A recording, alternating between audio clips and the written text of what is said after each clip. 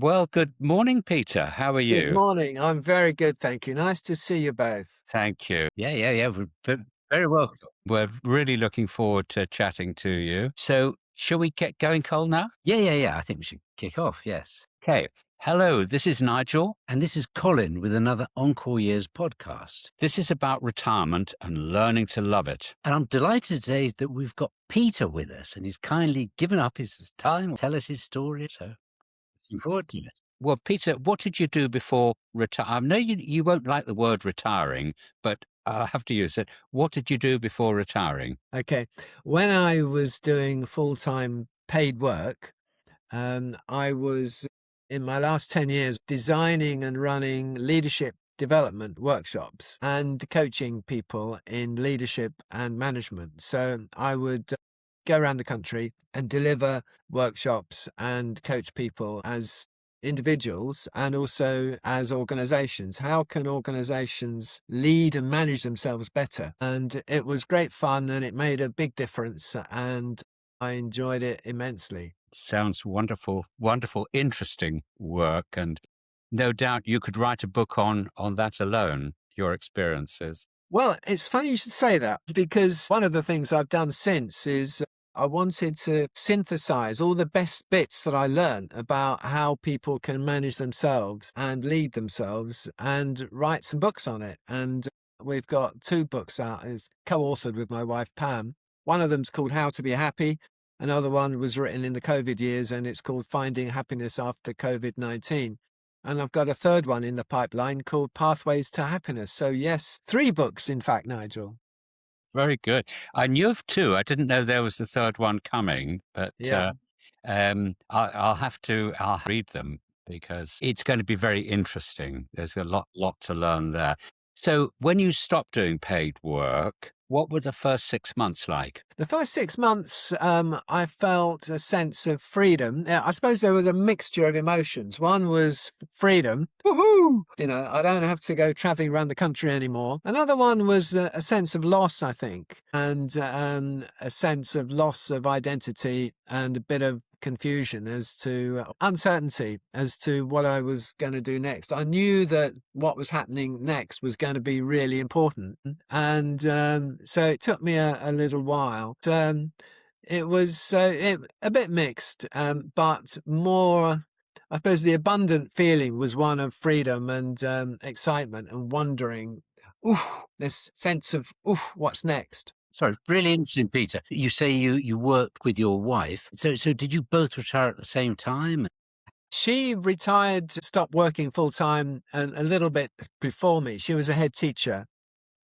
And so she had started on what she's doing now, which is the writing thing. So she was at home creating a life, writing her first books, etc. And then I joined her. Did you do any planning while you were still working for retirement, or did you wait to retire and then plan? I'd always thought that I wanted to do something else and I wanted to do something more. So yes, I'd started to put some feelers out in the community. So, there's so many organizations in communities that need people who can run, design, facilitate workshops, etc. So there was in Stroud, which is where we live or near where we live, there was a very interesting project called Compassionate Stroud. How can we make the town a more compassionate place to live? And I was facilitating the meetings of that. And so that was going on before I stepped back from the full-time work. So I always knew, I never saw retirement in the traditional way. I always knew that there would be a point when I stopped doing full-time work and do something else, because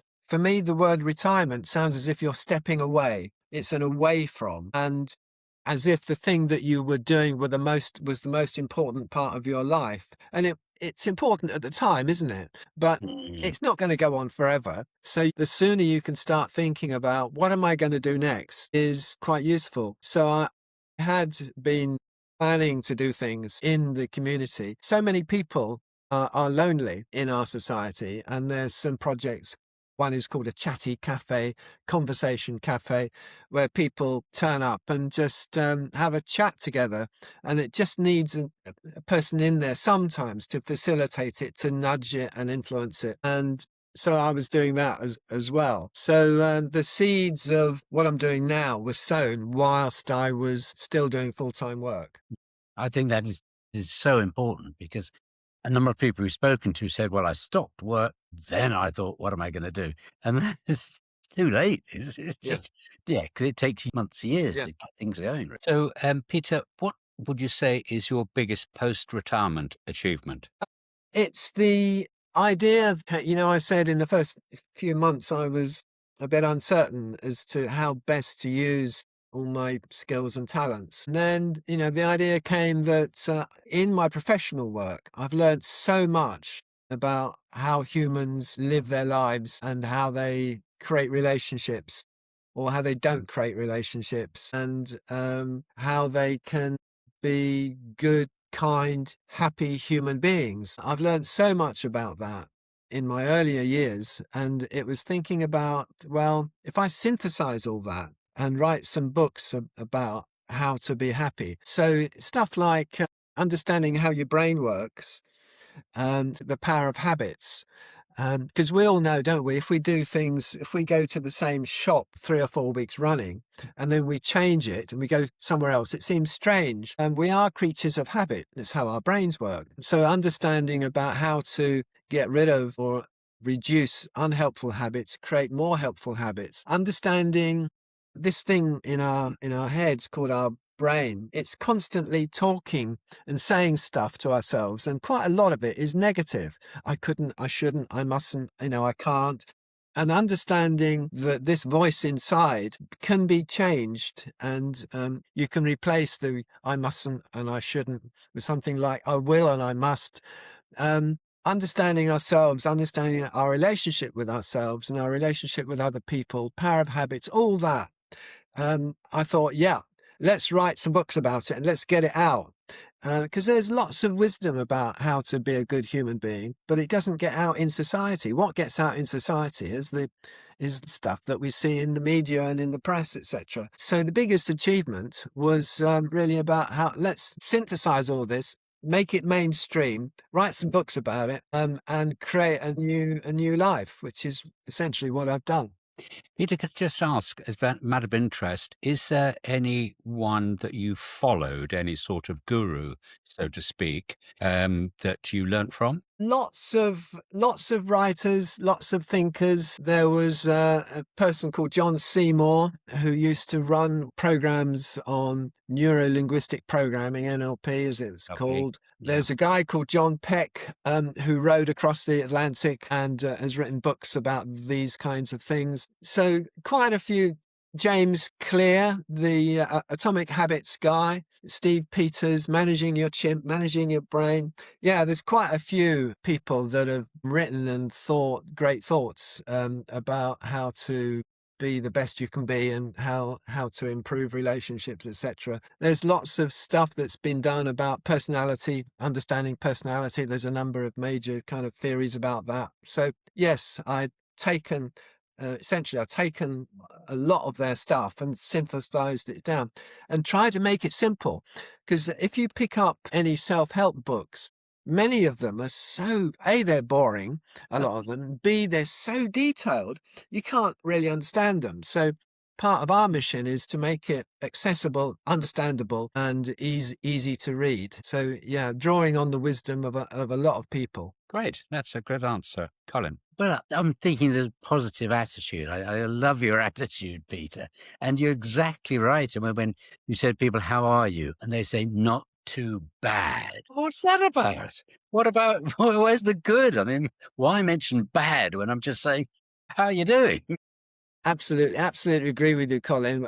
When I hear that, and people do say it a lot, don't they? Yes. I secretly say to myself, well, how bad would you like to feel? Or they grunt and they say, all right, Well, every day is a gift. And one of the paradoxes of being a certain age, is that every day is a gift, but actually we haven't got as many days to live as we had when we were 20.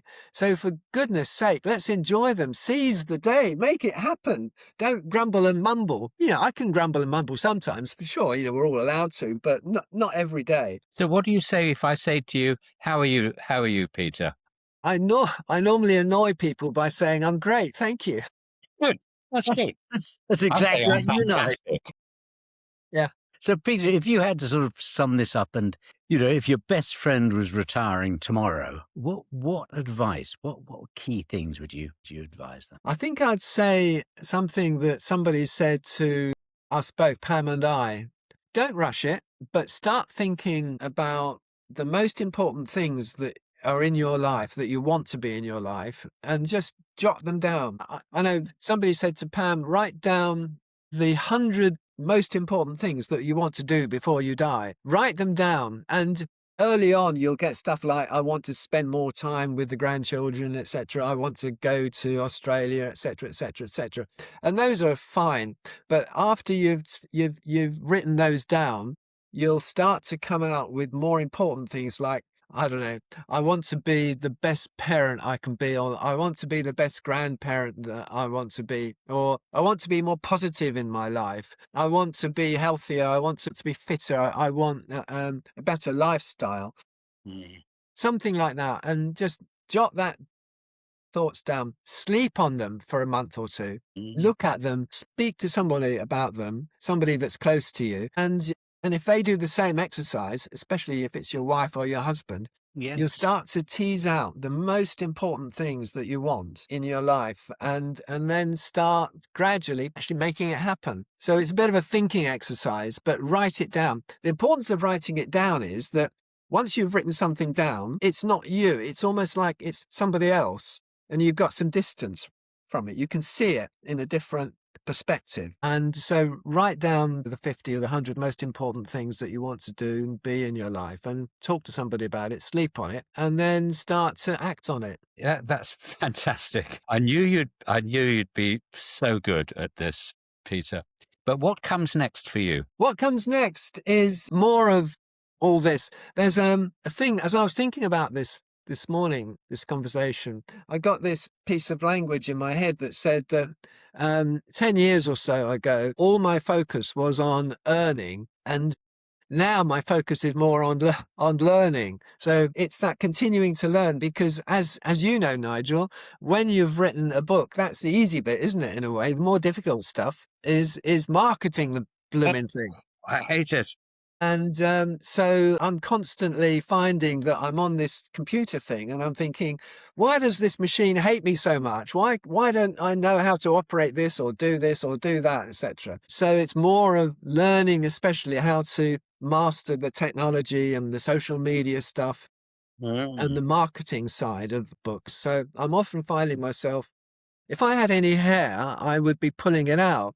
But as you can see, I'm follically challenged. And so what's next is continuing, but to be in this learning zone rather than the earning zone. That's a great thing, isn't it? Because, you normally think education, well, that's the first few years of your life, then you get going and so on. But now to sort of recognize you that it's learning is really important. Yeah. Isn't it funny that earning and learning rhyme? Yeah. I thought You of could that. probably make a poem of it, couldn't you? I think somebody get- probably could, yes. Yeah, AI will do it in about 10 seconds. And which of your happiness books should one start with? I would start with How to Be Happy. The next one, it's called Pathways to Happiness, is going to be even better, but that's not quite out yet. I'm still fine-tuning it. So How to Be Happy is the one. It's easy, it's short, it's accessible, it's practical, it's realistic. Oh, that's great. Excellent. We will put a link at the end of this. I think this has been so valuable. So good. Yeah, people get a lot from this. So I think we're done, Nige. Okay, well, thank you very much, Peter. It's been a pure joy. It's encore and out. Encore and out. Encore and out. So nice to see you.